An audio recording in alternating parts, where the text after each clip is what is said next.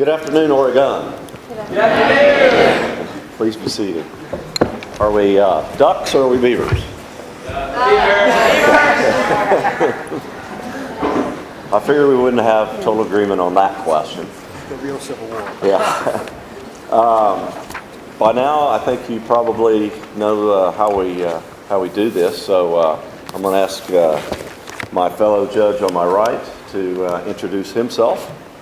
I'm Hank Chambers, law professor from the University of Richmond.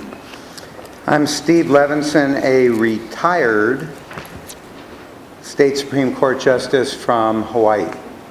And I'm Jerry Bass. I think we may have even met before, Saturday or Sunday or one of those days. But anyway, district judge from the state of Oklahoma. And this is, you have to introduce yourselves. Second time I've done that today. Good afternoon. I'm Lauren Field. We are Unit 5, and we will be discussing the Bill of Rights.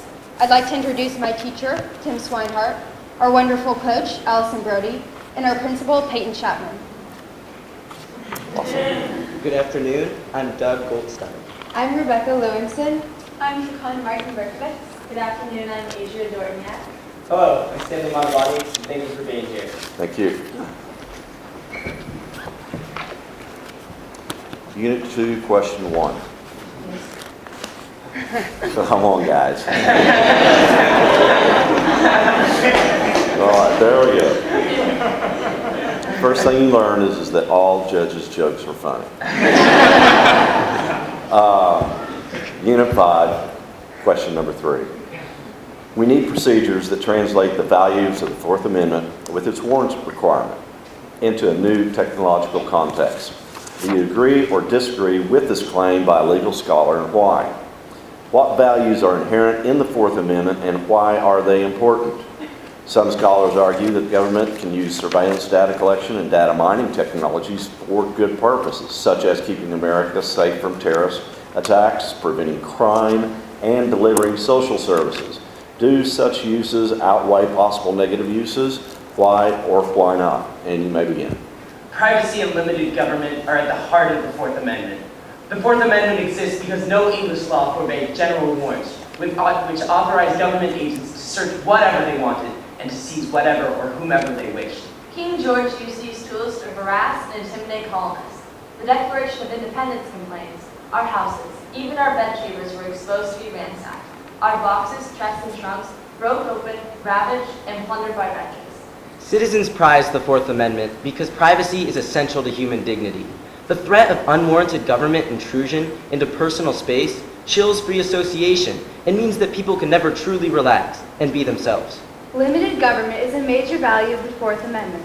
Certain types of warrantless searches deny due process. The amendment's particularity requirement requires that a warrant specifically describe the place to be searched and the persons or evidence to be seized, restraining an overzealous executive. The amendment also promotes general security against criminals. For example, we give up some privacy with airport metal detectors to prevent possible airline hijackings. Reasonableness is a vital standard in the Fourth Amendment. It prohibits unreasonable searches and seizures, ensuring government intrusion is proportional to the harm it seeks to deter.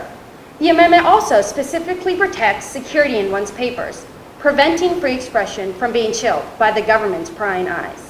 I believe the Fourth Amendment continues to fulfill its core mission despite new technology. The framers intended the amendment to protect the sanctity of a person's body and home. In Kylan v. United States, the Supreme Court held that heat imaging couldn't be used to search a home, proving the original intent has withstood new technology.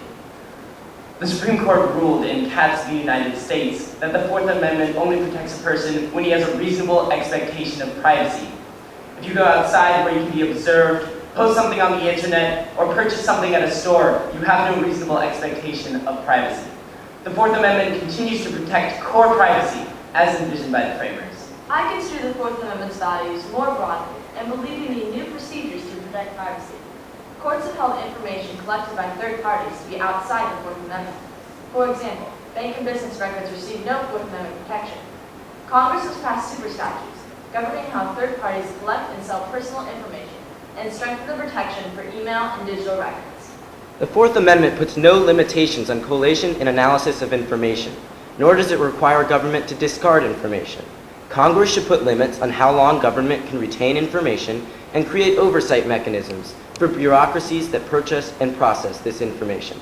Surveillance collection and data mining technologies are great tools for preventing crime, terrorist attacks, and delivering social services.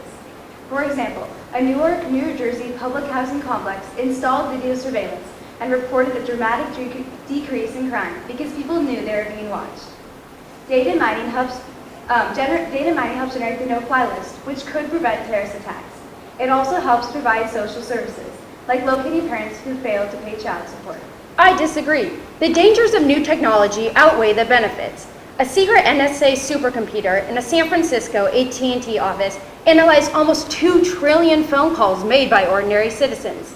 And in December 2003, the FBI requested that all hotels in Las Vegas release their records because Al-Qaeda was supposedly planning an attack. Mining the data of law-abiding citizens is becoming dangerously normal. A Pennsylvania school district is being sued because it issued laptop computers to students containing webcams which could be activated remotely. The district allegedly took photographs of students without their knowledge. Our privacy is sacred, and we must vigilantly protect it. Statement was made about limiting the government's amount of time that they may keep data that they have mined. How does that address the issue of the Fourth Amendment in the first place? Well, when government limits the amount of time that government can retain information, therefore there's more of a limit on government, places that check on government, because it's an invasion into someone's privacy. Has the intrusion not already taken place? So what difference does it make how long the government keeps it?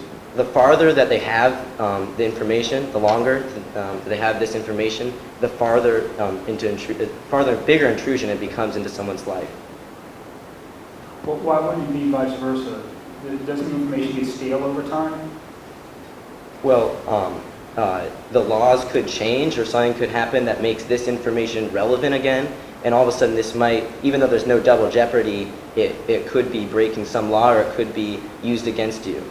While I do not think that this information would somehow not become relevant anymore, this information has to do with this person. This person would still be worried and constantly have this fear that the government still carries this information.